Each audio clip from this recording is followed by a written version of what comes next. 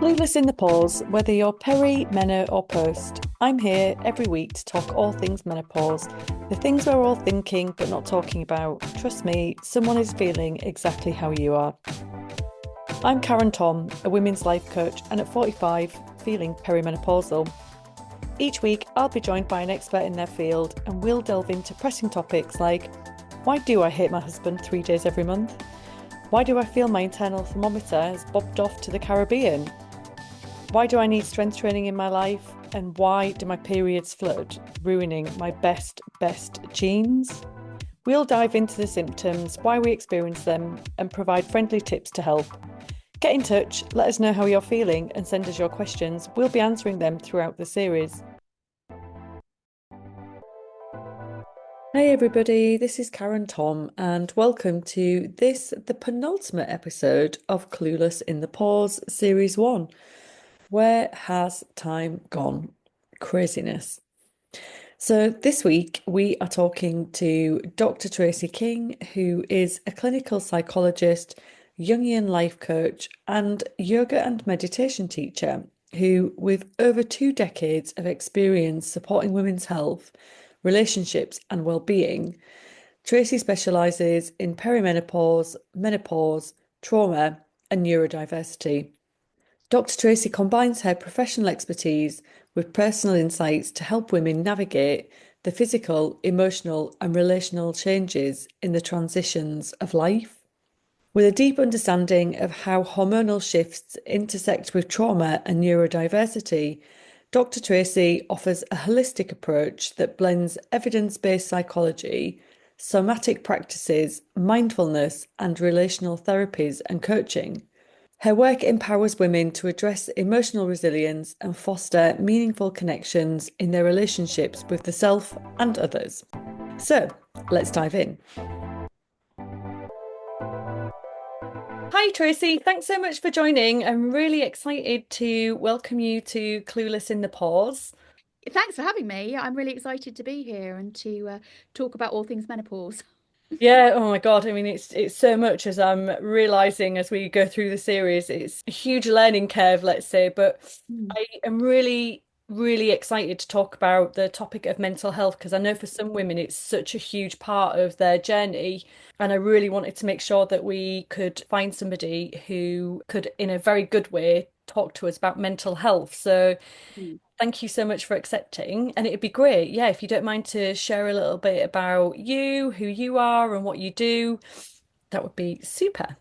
Yeah, absolutely. I'm Dr. Tracy King. I'm a clinical psychologist. I'm also a yoga and meditation teacher and a Jungian life coach and a spiritual emergence life coach.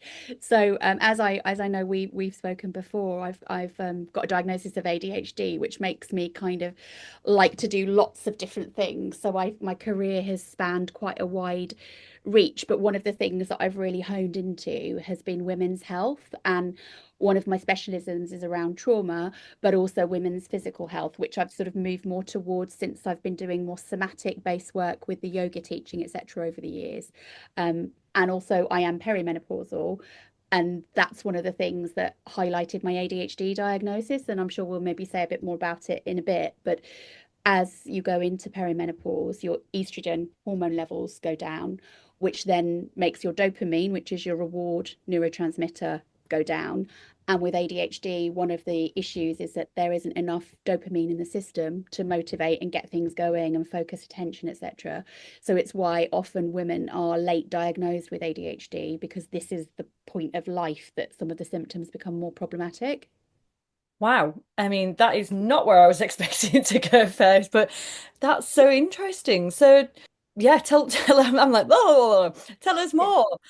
Yeah, I mean, I think it's when we sort of think about our bodies and the hormonal changes, there's lots of things that are changing through menopause Mm, and the estrogen decline. It's not just estrogen, it's estrogen, progesterone, and also testosterone that go yeah. down. But the estrogen declining really impacts our serotonin, which is our feel-good hormone, and it also impacts the dopamine, which is our sort of reward hormone, the kind of thing that gets triggered if we have a bar of chocolate or we go for a run or we have sex or we do anything that's really enjoyable, essentially. And Yeah. that all goes down during this time of life. So if we're relating it to some of the ADHD symptoms, which have that baseline of a low level of dopamine, the attention is more difficult, so focus is more difficult, short-term memory becomes more difficult, things like anxiety can go up. And there's one other thing that I'm trying to think of that really becomes more difficult during Brain this. I fog in can't think of it. This action. is it. This is it. This is the brain fog. It's that sort of brain fog of not being able to actually access things when you need to because of that declining dopamine that doesn't allow you to sort of hone in and focus and retrieve those memories that you could do before. So Right. very often for women with ADHD or women with lots of different other mental health rather than neurodivergent issues, will often mask their symptoms because they want to be socially acceptable. Sometimes they're in that role of a mother or they're working and they know that if they maybe say that there's a problem with something that they're going to maybe be frowned upon. Society doesn't look that favorably upon us. And Mm, also as mothers, we're meant to just kind of cope and get on with get on with everything. it. Yeah, exactly. So that masking can happen. And when you've got everything loading in the same place, when you hit perimenopause, that can be that tipping point that makes that really hard to keep up that mask. And what was it for you then that made you start to think, oh, something's Hmm. not quite right here? I was I was forgetting a lot of things. I mean, I've always had a really good memory in terms of like when I'm doing therapy with people and I'm hearing really interesting stories, I can really remember that. But like little sort of administrative things, like I'd double book people, I'd forget that I had to do a report on a certain day, or I'd kind of drive somewhere and I wasn't meant to be there. I turned up a day early. So all of those kind of like administrative things that I don't even know actually whether I did it more or it was in close proximity. Like there seemed to, I've always probably done things like that and just thought I was a bit quirky. But I think as I've hit perimenopause, that came in a lot quicker and there was a lot less gap. And I started to do it more with the same people and I couldn't mask it anymore. So you're like, something's Yeah. not right here. I can't just say it's a one-off Yeah. now. You're like, oh, bedtime lucky. Yeah. Yeah. So what would the difference in that then be? Because when you're talking there, I'm like, yeah, tick, tick, tick. And I'm putting those kind of things down to like brain fog and stuff. So Mm. what would the difference be between, say, like experiencing brain fog, but have it really something that's potentially more like ADHD? Yeah, it's so if you've got brain fog that's part of perimenopause, it kind of presents the same. It isn't necessarily any different. Right, You might have it at different times because your hormones fluctuate. So your estrogen's going down, but some days there's still going to be spikes of estrogen. So you right. might be a bit more on the ball and a bit more focused and feel a bit more upbeat on certain days. With ADHD, there's again that core baseline of those things being a problem. And when you look back, you would see that those things actually did predate perimenopause, but you've just not been able to mask them at that point. So if we're talking just about perimenopause, that brain fog is going to be suddenly something a bit different from what you've experienced before that you might Yeah, start to notice. And a lot of people I work with, as they're sort of moving in towards sort of late 40s and 50s, people really worry that they're getting early onset dementia or something yes, that's really problematic, particularly with things like word finding can become difficult. And that's yeah, one of the classic early things of dementia. And Google's great because people just go on and they Google word finding difficulties, and then you're going to get all this dementia stuff being thrown at you. yeah. And that's really tricky for people. And actually it's purely because there are change in hormones and people don't really realize that our body can have so much impact on our cognitive functioning. Yeah, I think it's so true. And I'm just thinking back to a couple of other women who are post-menopause now. And that's what they were saying. Like they both kind of said, oh, I thought I was going mad. I thought I was going crazy. I thought blah, blah, blah, blah. And it's like, because they were just forgetting so many different things, but hadn't known at the time that they were actually going through the menopause. So yeah, I mean, that just Mm. sets so many conversations in my head when you talk about that. And I think, what we're doing at the moment is obviously talking about it and bringing attention to it, which is really super important because the mental health issue again becomes another layer. So if someone doesn't understand, oh, okay, this is part of perimenopause, then there can be that huge anxiety Yeah. aspect. things. That's like, oh, there's something seriously wrong. What's happening with me? No one else seems to be getting this. It's just me. I've got a problem. So then suddenly the world becomes a very unsafe place, and you don't quite know who you are, and you feel like you've lost a sense of yourself, particularly for people again that I've worked with that are maybe in quite high profile professional roles or like Yeah. academic roles where they have to perhaps stand and lecture, or they've got to remember stuff, and they just keep, it doesn't flow so much. I mean, I couldn't think of what I was going to say at the beginning of this, and that will happen, Yeah. for me more often than it used to happen. And it's just it's making sense of that and not allowing that to become your new identity, like you're someone now suddenly with a problem, is really important, Yeah. because otherwise you can spiral into sort of full-blown anxiety conditions, or your brain might suddenly think, I can't take this anymore, and put you into depression to suppress it and shut everything down. Yeah, and I guess that's it, isn't it? It's like when if you kind of go, no, no, no, this isn't happening, and you don't accept it and maybe share, because I Yeah. think you can find a lot of common ground and understanding from people if you feel comfortable to share. Yeah. But if you don't, I guess it starts to make you more and more anxious because then you start to maybe worry about any going into a situation. Oh God, I'm going to have to give a presentation. I'm going to have to talk. And then it starts to spiral from that into anxiety. Oh, absolutely. And I think the other aspect is some of the other symptoms that we'll get with the changes, such as a sort of maybe night sweats, interrupted sleep, insomnia. There can be more frequency of urination, that you're just constantly getting up at night and going to the toilet. And then when you layer that sort of lack of sleep onto needing to think and having that sense of focus, it's again another challenge. So it's a bit like building blocks of potential challenges that kind of build up and up and up until the whole thing crumbles. And it's almost like it's a what does it call it? Like catch 22, isn't it? Where you don't get enough sleep, so you can't think clearly. You get anxious because you're not thinking clearly and you may be forgetting things, and it just becomes this vicious cycle that if you don't break it or can't struggle to break it, then it just spirals, and you can find yourself in a darker place. But just sorry to not to mix it up too much, but before we move on to other things, was there anything else that you wanted to say around ADHD in peri or menopause? That was something I really didn't know anything about.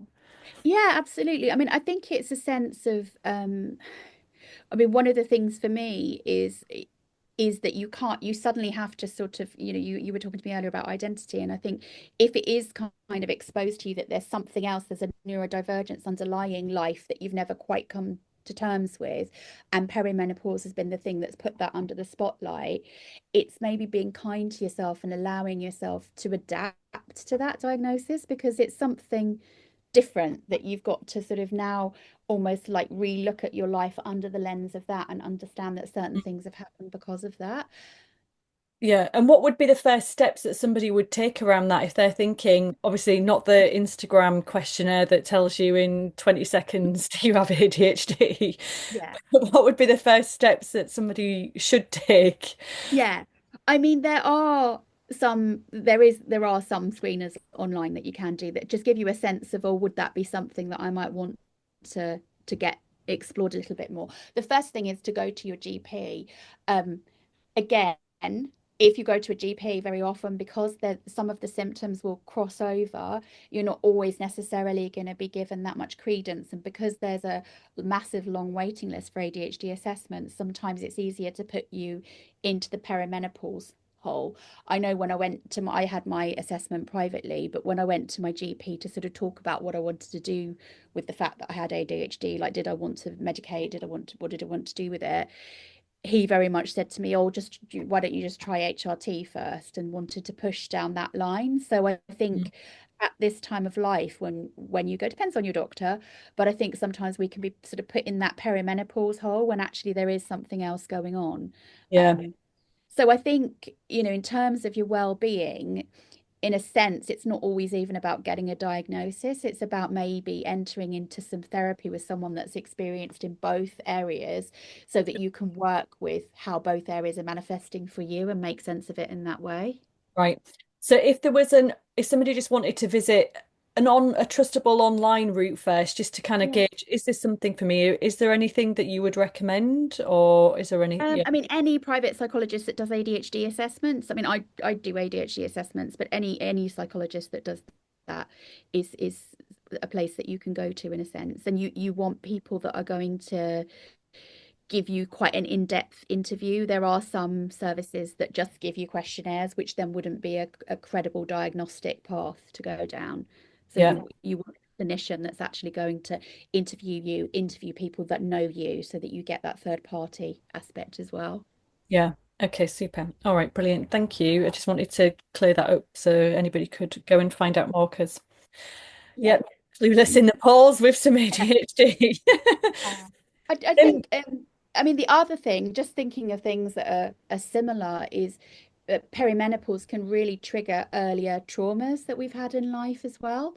So, all of this, I seem to keep using the word layers today, but all of it does come in layers. And what we're talking about is lots of different things that put stress on your nervous system. So, they either put our nervous system into that fight or flight, there's a lion coming at you about to attack state of anxiety, or they put you in that sort of shut down freeze because actually the lion's got you kind of situation.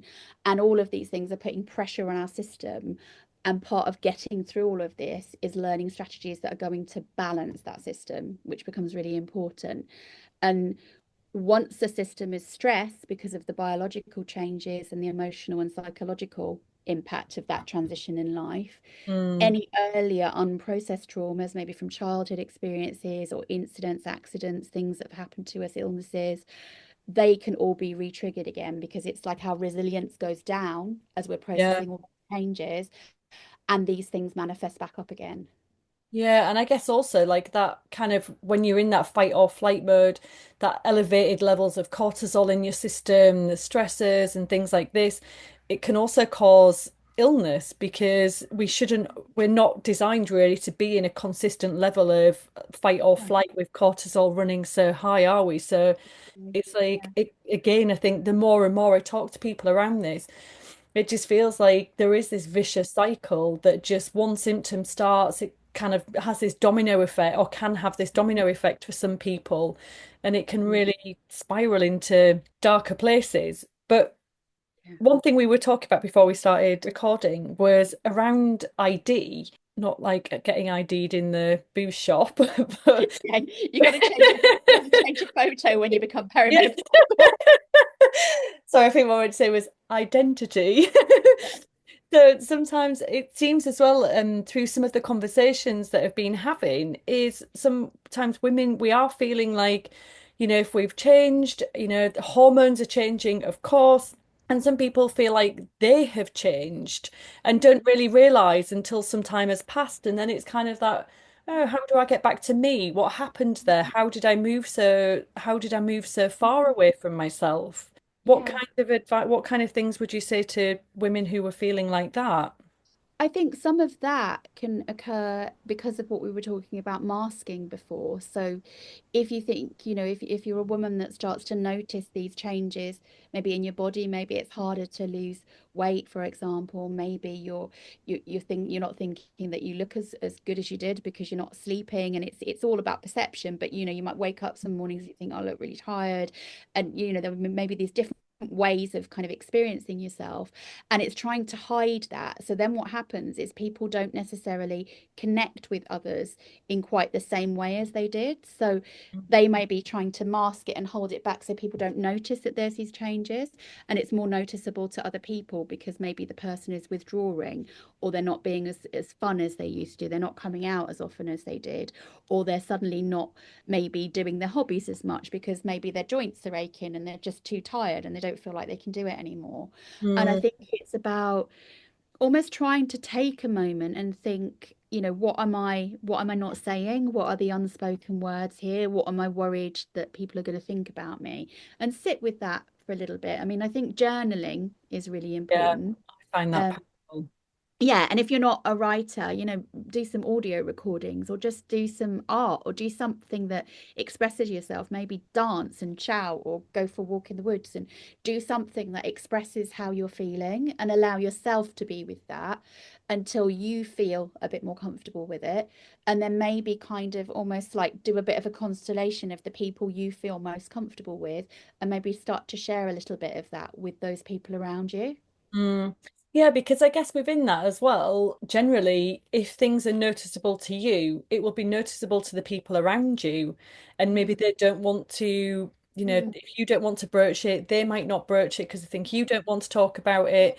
And it's probably once, if you can, mm, have that conversation, it's probably a really easy conversation to have. The getting to might be yeah, the really hard part, but mm, people will understand. And because I mm, think when you were talking then, I really got this feeling of just somebody really being very, very, very, very tense and trying their very best and their very hardest to hold everything together to make it seem like nothing's changed, nothing to see here, mm, nothing to report. But actually, you're then missing out on the beauty of your own life because you're mm, trying so hard with mm. generally with the people who care most about you. Yeah, absolutely. And we form intimacy and greater connections with people when we're vulnerable. And it's, and it can feel a very vulnerable time because you're not interacting with the world in the way that you used to. Something's changing and you're coming to grips with it. And you've got to, it's almost like if you think of the analogy of, I don't know, probably the soldiers won't agree with this necessarily, but if you think of the analogy of you can't process what's happening to you when you're in the war zone. So, when you're going through perimenopause, it's quite hard to really know exactly what's happening until you're like the other side of it. Yeah. So and until we kind of feel safe in ourselves and feel that we've got a narrative and understand what's happening and who we are, it's hard to reach out to other people and discuss that. But it's almost like that's the antidote to it, is to actually do that anyway. Yeah. Yeah, Mm, absolutely. And because mm, I'm thinking about like when I first started realizing that actually I was having I was having quite severe mood swings actually. mm, And I hadn't really fully processed it myself. And it was only after a few months and I thought, God, Simon's been an absolute asshole. I'm like, why is he being such a dick? And then I realized, oh, actually, no, I'm being a massive dick. And he's been a bit of a dick with me because I'm being, and then so I had to sit down and say, what's going on here? And anyway, so we had a chat and we mm, realized what was going on. And it was when I went back and was looking at my cycle, I could really see it was at specific times of the month when I was really feeling like this because I was really like, God, I hate this guy. We need to get divorced. And, like, yeah, and then absolutely. 4 days later, I'm like, oh, I love you. I love you. Yeah. And I think that's one of the things. It's not a time of life to make quick decisions. It's almost like allow yourself to have that monthly cycle because even if your period isn't coming, you're still going through a process and there's still those hormonal changes that are happening through that cycle. And allow yourself time to think, actually, is this what I want? Or am I reacting to something that's happening within my system? Mm. Yeah, Which and is that's the thing, isn't it? Because part of it is you could either really jump to, right, okay, got to do this. And I think I remember reading an article about, so it was a couple of years ago, and it was basically it was about this woman who was asking for a divorce from her husband, and then he was refusing. They were still living together and like still had children. Not still had children. They had children, but they were still living together. And she then just sort of said, "No, this is not working." She wanted a divorce, and Mm, then in the end, he probably maybe bravely suggested that was it something with her hormones, and as it turned out, it was. And she went and she had some. To be honest, I don't remember what she had. Anyways, it was either the pill or HRT. She decided to go down the route of, and after she said it, like it absolutely changed her life. I remember thinking, God, how can you be so confused in that way?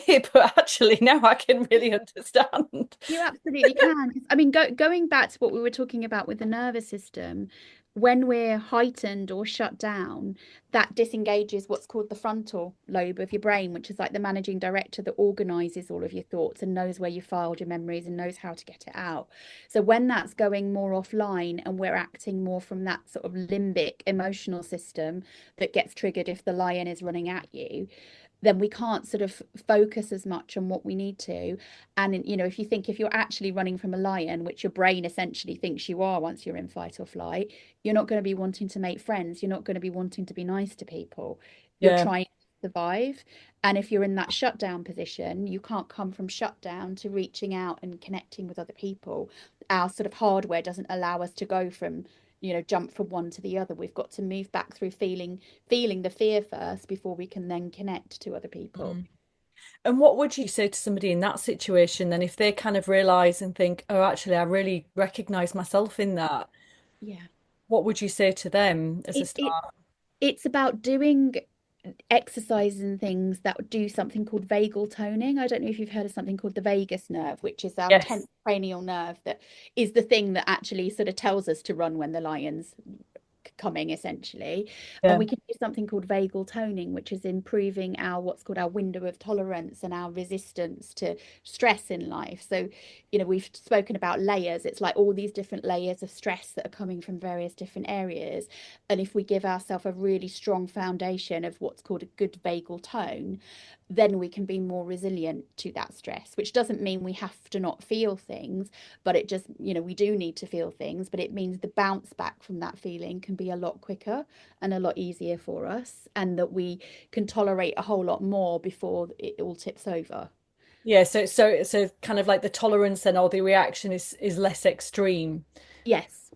Yeah, okay. Absolutely. And the kind of things that are vagal toning are your classic, it's yoga, it's stretching, it's walking, it's getting some movement into your life every day, it's breath work, it's things like singing or chanting. So your vagus nerve runs down your throat. So anything that you're doing that's vibrating the throat area really Mm. helps. So gargling, for example, is another one. There's something called the diver's reflex, which is getting yourself in cold water or having a quick burst of a cold shower that triggers all of your autonomic nervous system to slow your heart rate down, to slow your breathing down, which enables everything to sort of calm right back down.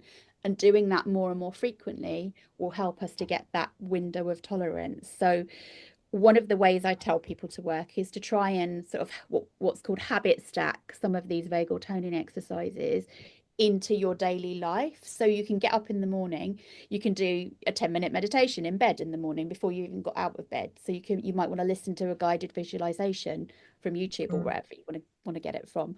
Then you might get up, clean your teeth, you might gargle. So that's another bit of vagal toning. You then might jump in the shower, whack it on cold for a minute. Then you might go out and take a little bit of a walk before you go to work. And then in the car, you might, if you're driving or if you're listening to something, you might sing a song. So there's all these things we can do that are just part of life that are Yeah, these it's little it's not increments. like, okay, you have to add in all of this extra No. time. These are things, I mean, Mm. gosh, like I do all of the things apart from the meditation lying down. I can't do that because I just fall asleep again. Apart from that, I Yeah. do all of the other things in a morning. So yeah, Yeah, that's absolutely. really easy to incorporate. And Yeah. what if somebody was a bit kind of like, oh God, that sounds like mega woo. Don't believe any of that. What would you Okay. say to them? Well, there's a lot of science behind it because we're talking about biology here. The vagus nerve exists, and there's a lot of research that shows us that if we're actually exercising this, there's something called heart rate variability that you can get on your smartwatches that it measures. And if you're doing all of these exercises, you'll see that your vagal tone goes up and your heart rate variability goes up. So it's your heart rate variability that's the scientific measurement of that. Right. So there are ways to sort of ground that in theory and science, as well as it being a bit, standing like a tree and hugging a tree, I think is amazing. But some people just don't gel with that kind of thing. Yeah, that's so true because I'm just thinking about after having a good karaoke session, how knackered you feel because it's Oh, actually really hard to sing. yeah, It's not absolutely. easy. No, absolutely. And if you think you've got, very often when we're anxious, you'll feel that tension in your throat because your vagus nerve, all of the muscles, everything is contracting because it's Mm. trying to get you ready to run. So it will contract, like your hips will feel super tight if you've got a lot of emotions that you're hanging on to, which is why often, in yoga classes, when I've been doing yoga with some of my clients, once you start to do hip mobility, emotions come up and Oh people gosh, feel yeah. really overwhelmed. Yeah. Yeah. I always felt like for me, yoga, it's like my hips is always the Mm. place where I feel it. And I think Yeah. literally, I Mm. think my whole life is stored in my hips. Like I really need to do some unpacking. Yeah, absolutely. And it is, and again, like when people have massages and you're getting that release physiologically, that can give you the emotional release as well because that's tapping into your whole nervous system. Yeah. Yeah. Gosh, there's just so much, isn't there? So Mm. during obviously like there's the I know that menopause is something that happens for life, so somehow, but obviously like the main stages that we talk about are peri-meno and then that immediate afterwards post-pause. Yeah. So what are the different types of mental health experiences that people can experience and go through? Obviously like there must be different varieties and depths, so to speak. Yeah. I mean, I think that sometimes the hardest part of the transition, I don't know if it's the hardest, it's not fair to say that probably, but there's a word I'm trying to look for. Give me a moment. The most, yeah, unpredictable, confusing, chaotic part can be perimenopause, just from the sense of it starts out of your awareness. So you've got that whole need to make sense of what's happening there, that I think for a lot of people can be troublesome, particularly if a person already has a history of mental health issues and then they're having that transition. Because again, I've worked with a lot of women that sometimes when they're coming into perimenopause, they think it might be saying, oh, I've had bipolar, but it's been managed with medication for ages, or I've had therapy around that. And then they hit perimenopause and suddenly their moods are completely up and down again, and they think it's a relapse, but actually it's not necessarily, it's not a relapse. But what can happen is if they don't then understand what's happening to them, it can become a relapse Yeah, because of that intensity there. So I think perimenopause is the first massive hurdle, and yeah. it throws so many different things. Everyone is very different and it throws them in a different order, and people experience the symptoms differently. There isn't any one way of explaining really how that's going to happen, so it can feel quite unsafe. And do I you think think. also part of that might be about somehow in the peri-start, because it's the beginning, you feel like you're playing catch up because actually a lot of these changes have probably already been happening and you haven't realized, and then you're looking back and going, oh, Absolutely. right. Yeah, definitely. Yeah, definitely. Which in itself is, you might think, oh, that's good. You're making sense of what's happened. But what you're also sort of simultaneously realizing is, crap, things happen to me and I don't even know that they're happening. So what's going to be going on now that I'm going to miss? Yeah. That, Or also you could start analyzing and going, oh shit, I've been doing X, Y, Z, and like what must they have thought? What was this? What was that? And instead of kind of focusing on, okay, that's done, can't do yeah. anything more about that, moving Yeah, on. absolutely. Yeah, definitely. And again, if women have had kind of hormonal conditions before, like I've worked with women that have had really bad postnatal depression after having babies, and then when their estrogen's all over the place again because of perimenopause, that can sometimes put them into the depths of depression. And then what you've also got is the grief of maybe some interrupted bonding with their children.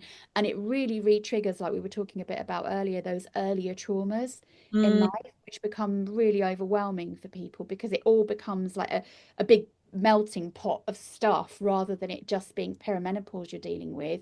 It's almost like it's, you call it like the pause, which is exactly what it is. It's like this time of life where we get to sort of fast track emotionally process basically everything that's ever happened. It kind of mm, allows that to come through. And the idea in terms of I do what's called Jungian coaching. Carl Jung was a psychologist that came up with something called archetypes, which are sort of ways of being that we all have. And when we're coming through menopause, we kind of come out the other side as the wise woman, supposedly. So it's almost like that's the other side of this hump of this big melting pot of processing everything that's ever happened in life, which then brings us back to that identity and who we are question that you've been asking all the way through. So it's like an immersion in find out who you are. yeah. I wish. I mean, that's not exactly what you need to be going through, is it, either when you're having huge hormone fluctuations? But Yeah. it was actually interesting what you were, I mean, all of it was very interesting. But when you were talking then about obviously like the differences between people talk about pregnancy a lot and the different types of, actually, they don't talk so much about the mental health issues that some people experience during pregnancy as well. But as a nation, as a world, women are having babies later and later in life. Does that Mm. impact then on how if you have your babies in your late 30s into early 40s, and then you're rolling more or less directly into perimenopause, Mm. what does that kind of do for your Mm. hormones, or does it do anything? I don't know. It sounds like that would be I quite mean, a whammy. from a medical perspective, I'm not 100% sure of what that would do. I mean, talking from a personal perspective, I'm 54 and I've got a 12-year-old daughter who I breastfed for 3 years. And I feel like that sort of delayed me coming into perimenopause as a Ah, result okay, of right. that. Is a sort of anecdotal aspect. And actually I've worked with other women that I would see a similar aspect to, but I'm not clear of what the research is there. But I think one of the interesting parts of that dynamic is if you're moving into perimenopause and you're parenting, the impact on your child as well, because you're processing something whilst you're developing another human being as well. So that can Mm. bring some challenges to it because you might forget things your child says to you, or you might forget to pack stuff for school or whatever. So there's going to be impacts which then might feed into you and how you make sense of how you're doing life and how well you're doing. So I think it puts pressure Yeah. on us as we do that at an older age, but then there's different pressures if we do it at a younger age as well. Yeah, I mean that's the thing, isn't it? I guess like the I'm just thinking now as we're talking about really menopause is it's like that second puberty somehow, but Mm, we've turbocharged because we've got more pressures, we're in jobs generally at this time of life, we're in our peak careers, we've potentially mm, some people have got children, we've got aging parents, like there's a lot of stuff going on at this time of life that we don't necessarily have yeah. during that puberty time. No, absolutely. Yeah. And it's almost like it is a bit of a preparation. Like we said, it sort of puts you in the war zone so that you come back with this supposed more resilience to deal with all the responsibility of all the other things you have to deal with because you're in the middle of maybe supporting aging parents, like you say, but also any of the children or anyone that you're developing in your life as well, which becomes important for people at that age too. Mm, I mean, one of the other things that I did want to mention because it's quite a stark thing that I've seen in my clinical practice is coming back to the idea of trauma as well is when I've worked with women that have had sexual abuse in childhood, often when that's been within the family, one of the key aspects of some different types of offenders is that they will stop abusing children when they hit their periods. So as right, soon as a girl hits her periods, they'll stop being abused because of the whole pregnancy fear and the tracing, etc. right, What that then means is a woman, a girl will then internalize having periods keeps me safe. So right. then what I've worked with is once those periods start to stop, again, that really kind of reenacts that original trauma of Oh, I've wow. got no periods. So now the world is not a safe place to me. Anyone could harm me again. And Wow. that's one of the most intense aspects of menopause that I've worked with. And it brings up that trauma so much because of that physiological state of the body. Gosh, yeah, I mean Mm. yeah, truly traumatic that you can't even imagine somebody would Yeah. to have to deal and then re-deal again with at a later point in their life. Yeah, absolutely. It's like an associative cue, the body's sort of saying, okay, well, now I'm at risk again because that's not happening to me. Yeah. Yeah, Yeah. it's like that oh God, I can't remember his name now, but there's an incredible book, The Body Keeps Score. Oh, yeah, Bessel van der Kolk. Yeah. Yes, I knew you would know who he was. Yes. You're lucky there. I don't always. Well, you were quick off the mark on that one. But his book, and he talks a lot about this, about how the body keeps score about in all of these traumas and things like that. And it's really incredible. Yeah, it's really incredible. But just going back to the yoga point, I know, you know, not at that depth, but my own kind of trauma and experience and emotions and things. Like I said, I feel that in my hips all the time when I am always feeling very stiff and sore and that. Yeah, we do keep score. So I guess yeah, it's just like that re-triggering almost, isn't it? Absolutely. Yeah, definitely. And I mean, I guess, coming back to that as well, there's that whole joint pain aspect of menopause as well, in a sense. Again, as your estrogen goes down, your bone density goes down, everything becomes, there's a lot more pressure on you. So doing things like yoga that are going to enable more flexibility of joints can really help you through that. And when we're stressed, like you were talking about earlier with the cortisol going up, that inflames your system. So that will make your joints hurt even more. So it's that vagal toning, and that's, help trying to help the inflammation in your system that's really important. Yeah. And I guess also like as a total, it's that point of it feels sore, but as you can to keep continuing because it's so important to make sure that we can maintain that bone density, the cardio for the lack of estrogen, osteoporosis, all of those kind of things. So it's so important that as much as we can that we keep doing something. Absolutely. That mobility is really important. Yeah, we had a great episode right at the beginning of the series with a fitness instructor. And yeah, I mean, it was quite amazing talking to her about like the strength training and yeah, why these types of things. And like, even like from a cardio, the fairing in the arteries from the lack of estrogen or dropping estrogen and things like it's really, really important. But in that cycle again, exercising feeds serotonin, it gives you the dopamine hits. So it can help with the mental health side, it can help with sleep and it just everything is this big circle, isn't it, of trying to keep everything in moderation and do something. Yeah, Hopefully. absolutely. Yeah. Yeah, 100%. It is definitely. And I think it's that sort of balance of just allowing yourself to be and sort of listening to your body with what your body needs you to do.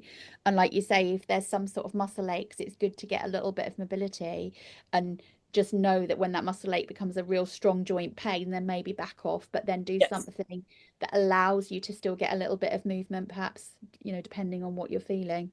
Yeah, no, absolutely.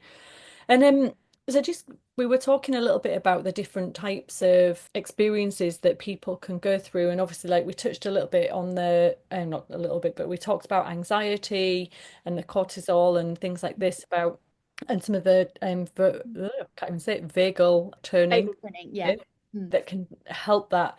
But what if people were feeling something a bit more serious? What kind of symptoms would present then? Well, similar again, we use the analogy of childbirth that you can get postnatal depression, you can get depression later in life, and that depression can take you to a point of feeling like you don't want to be here anymore. And that brings us back to that sort of identity, at any point that we Mhm. feel that we're shifting in who we are, sometimes with that can feel, oh, it does feel really scary for people. And sometimes there can be sudden thoughts of, well, I just don't want to be here anymore. What if I just end it? That will make it easier. And it doesn't necessarily mean that a person actually does want to do something, but what they're trying to do is escape from that kind of inner conflict of who they are and actually trying to sort of eradicate who they were or eradicate who they're becoming, depending on which area their conflict feels the hardest at for them. So it's about again reaching out to try and seek help. So talking to people if you can, or going to your GP and trying to get a referral for therapy, or sourcing that privately and talking to people and talking to other women in your age group. And there's groups of people, it's listening to things like this podcast, it's reading more about things, it's understanding, on Facebook there's lots of groups of women that talk about Yes. menopause, and it's reaching out and finding one that feels like it fits with you. And if you're a bit nervous about that, sit back and watch it for a bit and then just sort of reach out and talk to people, because sometimes it's not even the talking, just knowing that other people are having those experiences too can be really helpful. But I if you're in a situation where you feel like you might act on something, or you feel like your risk is going up and up, you can just take yourself to A&E and talk to someone about what you're experiencing, and then, calling people like Samaritans, etc. Sure. Yeah, I mean Mm. that's really good to know that gosh, that sounds so cheesy to say it in that way, but it is good to talk. And as much as we feel that it's hard and nobody maybe could understand and you feel in a very confused and I don't know, when you were talking, I just had this sense of like being in real chaos, like again, that control, trying to control something that's an uncontrollable sort of situation. But Absolutely. Yeah. if you can't just talking to sharing something, I don't feel good, I don't feel happy, I'm not okay. You don't need to pour into details, but No, just a simple exactly. Yeah, as much as Yeah. somebody could. Yeah, I think there can be a lot of pressure on people to feel they can't talk to someone else until they have the narrative or they have the answers to things. Mm, Just literally saying, I don't feel right, and that being it can be, that can be enough yeah. to start a conversation off.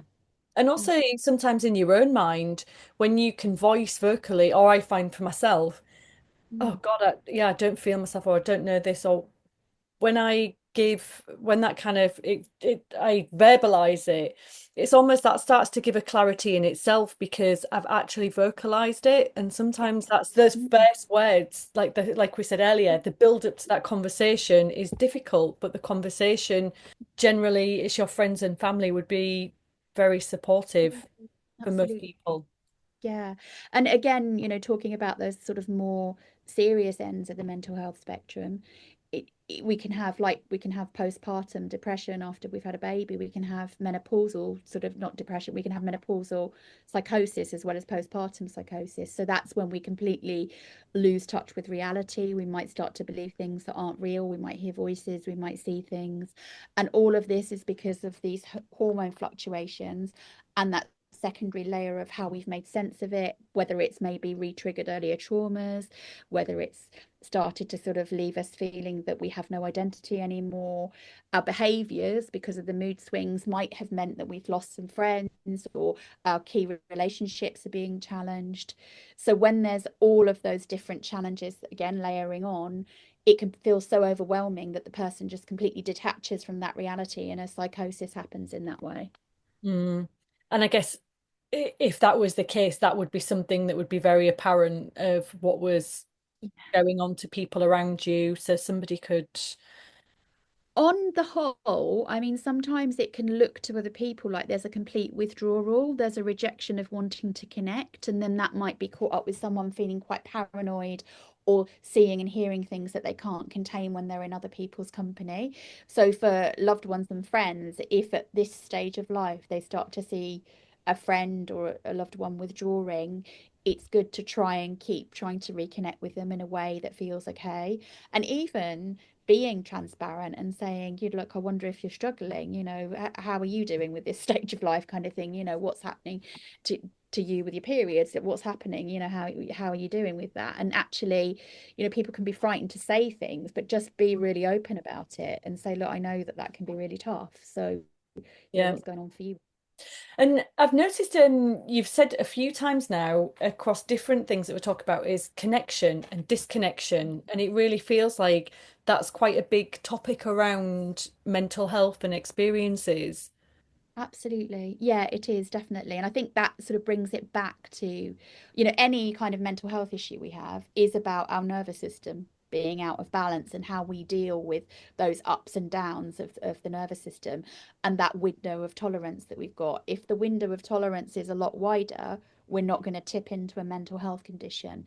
If it closes and closes because there's been so much pressure on us, that's when mental health starts to come into play.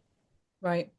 And I guess then Mm. again, it goes back to widening that scope with some of the trainings that we talked about, like the meditations, the singing, the gargling, the walking, connecting to nature. These types of things can help to keep that as wide as Yeah. possible. Absolutely. So we're doing things to help that vagal tone there, but we've got those other things as well, like we're saying, like, nutrition as well. So Mm, looking at what we're eating and that it's not inflaming your nervous system, that's then going to make all of your symptoms feel far worse, which is then going to give a different layer that you feel like you can't do what you used to do, and it all becomes like a spiral. yeah, absolutely. And in your obviously anonymized or as you feel able to share, what kind of things do you experience with, are you seeing that your clients are mainly presenting with? On the whole, it's a lot about pain is one of the biggest things that people say because it's the joint pain that has then stopped them doing the things that they used to do. And a lot of people that I see can do quite sort of manual work as well as women that have come to me, and then they feel that they've got difficulties with their employer as a result of it. So I do quite a lot of workplace assessments, helping employers to understand how to make adaptations through perimenopause as well for people. So Mm, enabling to people maybe have to have like flexible work plans during that time because perhaps they haven't slept, or to adapt the kind of tasks that they do because of physical capabilities or the forgetfulness, or do they need reminders? Do they need to kind of do meetings that are online rather than in the office because at the moment they feel overwhelmed when they travel? Those kind of adaptations is one area of yeah. work. Another area is the re-triggered trauma that I work with a Mm, lot. I work a lot with women that have had childhood trauma, so that's a big area. And then also I work with people that are in the criminal system. So I'm often asked to do assessments of people that have maybe ended up committing a crime, not because they're perimenopausal, but they've got involved in a situation where they end up being interviewed, or they're in a court setting, either as an offender or as a victim of crime. And one of the questions I'm asked is, what's the impact of them being in perimenopause of their thinking skills? Because sometimes you can see from transcripts they've been interviewed by the police, but actually they don't really understand exactly what's going on. And because there's no mental health history, people don't understand what's happening, and sometimes that perimenopausal aspect can really change their thinking, like we've been talking about. So I might be asked, is this person able to stand trial? Is this person able to instruct their solicitor during this time? And of course it's temporary, and there are interventions you can do that can help that, but from a legal perspective you need to understand if that person is fully functioning and they've got the capacity to answer the questions or do what's being asked of them at that time. yeah. Wow. So there's really such a huge range of experiences that people can find themselves in. I mean, Yeah. some women can go through menopause with zero symptoms, and then some people can really be at the Yeah. complete opposite end of the scale. Like it's quite vast, isn't it? Yeah. And also, I think there's something about insight because, you touched on it a little bit earlier because, you at a later stage, you can reflect back and think, oh gosh, yeah, all those things were Mm. happening. So I might see people in therapy where at this stage of life, they're experiencing divorce and it's not being connected to any mood shifts there. And it's only when we unpick that and understand the impact and the contributing factors that you can see that that was a big part of it. And maybe if they'd have understood more at that time, then they could have maybe done things differently or sought help at an earlier stage. And then maybe relationships wouldn't have been so ruptured. Yeah, because I was looking at, and I can't even make a quote on this because I can't remember, but I did look at the divorce statistics around this menopausal time, and it's the highest for women instigating divorce is really Mm, in this menopausal time. And yeah, I mean, obviously, I don't know, but it yeah. feels like there could be a comparison there. Yeah, I think there's lots of factors that contribute to that, but I think one of them can be Mm, the ups and downs of experience. It can also be, what we were talking about earlier, that archetype of wise woman. It can be that we really truly step into who we are as a yes. person. Maybe that marriage of the last 40 years was a choice we made in a different version of ourselves, and it Yeah. doesn't serve us any longer. Absolutely. And you realize that you do have other options. I think that's definitely something that I want to look at for that getting towards that kind of post-part time is how you really honor this period. I know that some people don't want to. They want to just get over and done with it. But I remember last year when I was doing my coach training, one of the facilitators, she had just gone through menopause and she was just incredible. You know, when she definitely had stepped into her wise woman self and was just glowing. And she wanted to make an experience to celebrate going into this crone Mm, phase, like this wise woman. And I was like, yeah, I mean, this is something also to celebrate. Obviously, yeah. it's traumatic for some people and there's lots of ups and downs in it, but there is this point of going into this wise stage of our lives and earning it. Yeah, absolutely. Yeah, there is absolutely 100%. And I think I suppose I guess I'm thinking sort of on the spot here as well. There can be a lot of pressure for younger people to feel, for younger women particularly, to feel that they have to, it is about the fact that they're sexualized. It is about the fact that they're able to have children. All of these things are kind of their selling points, if you like. And then as all of that becomes taken away from you, what are you left with? And it's about, that's the identity thing you're talking about, isn't it? It's Yeah. like, how do we accept our own wisdom? How do we connect with our own wisdom? And then how do we transfer that to other people? Yeah. Yeah, because I Mm. think I remember reading something about the grandmother hypotheses of like Mm. how women began to evolve and things like this, obviously going back a long, long, Yeah, long, long time, but actually how yeah, in who then it was almost like the grandmothers were basically allowed our species to be able to continue to create because they were no longer having babies. They could support their daughters to look after their children to ensure that they didn't die in infancy. So more mm, babies were reaching adulthood that helped to propagate. Is that the right yeah, word? yeah, Population, obviously, like going back a very, very, very, very, very long time.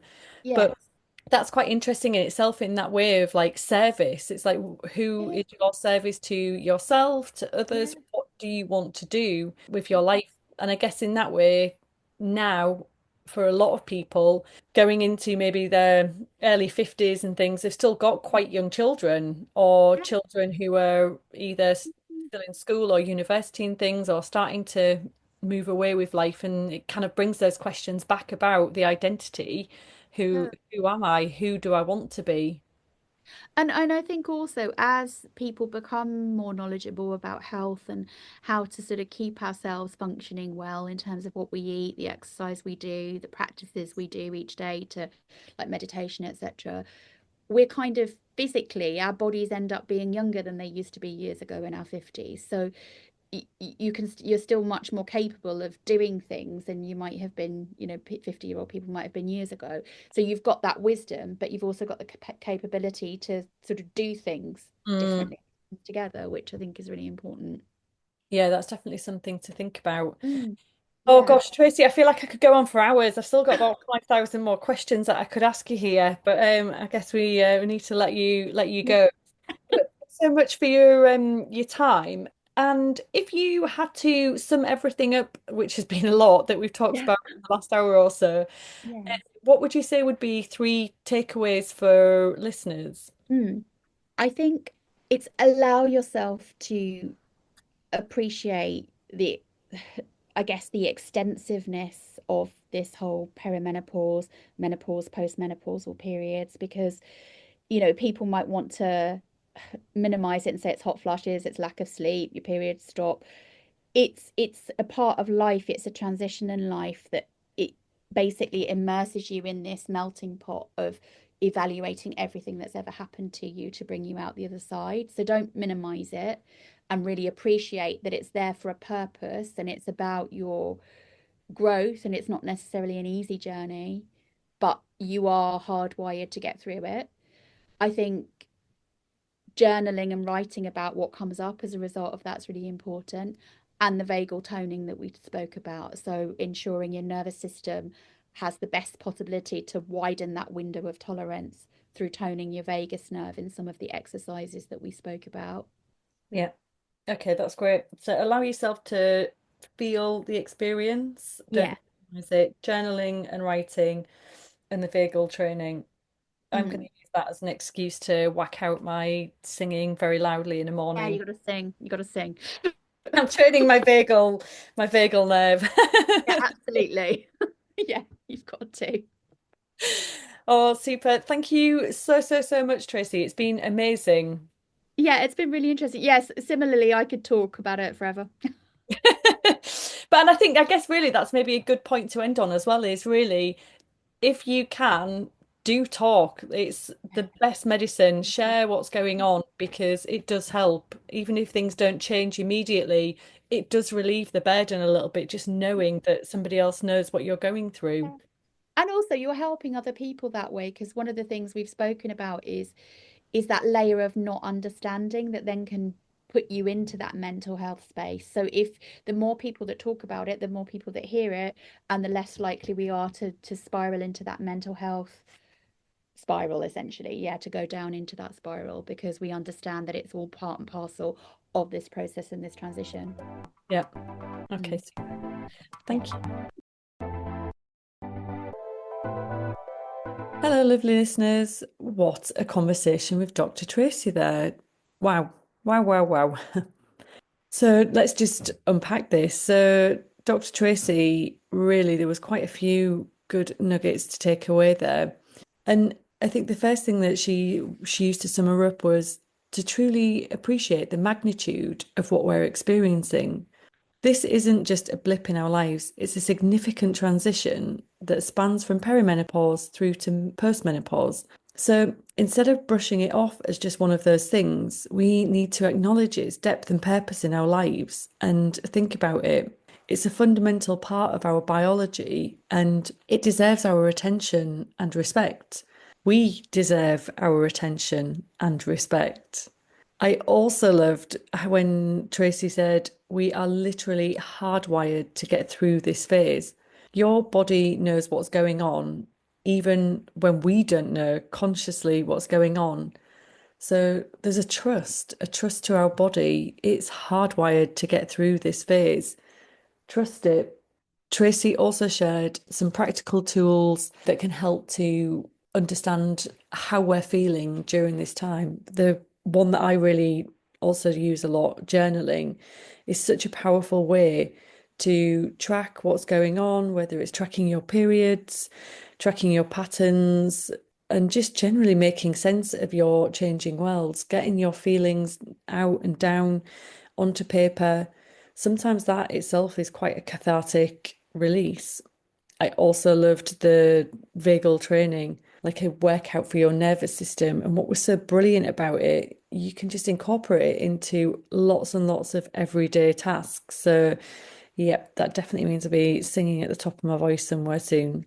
But I think the most powerful takeaway, which is something we've mentioned on a lot of the episodes throughout the season, has been about connection. So Dr. Tracy emphasized that sharing our experiences isn't necessarily just therapeutic for us, but it's a gift to others who also might be suffering in silence. So when we speak up about our journeys, we're not just lightening our loads, but we're potentially throwing a lifeline to someone else who needed to hear that they're also not alone. It's super powerful. And when you think about it, we are part of a community of billions of incredible women, either navigating now, have gone through, or at some point in their lives will go through this same path. So, whether you're just starting to notice changes or you're well into your journey, just remember you're exactly where you need to be, even if it doesn't always feel like it. So, until next time, the final episode on this series, where I'll be answering all of the questions and answers that you guys have submitted during the series. So, join me next week for the last episode of series one.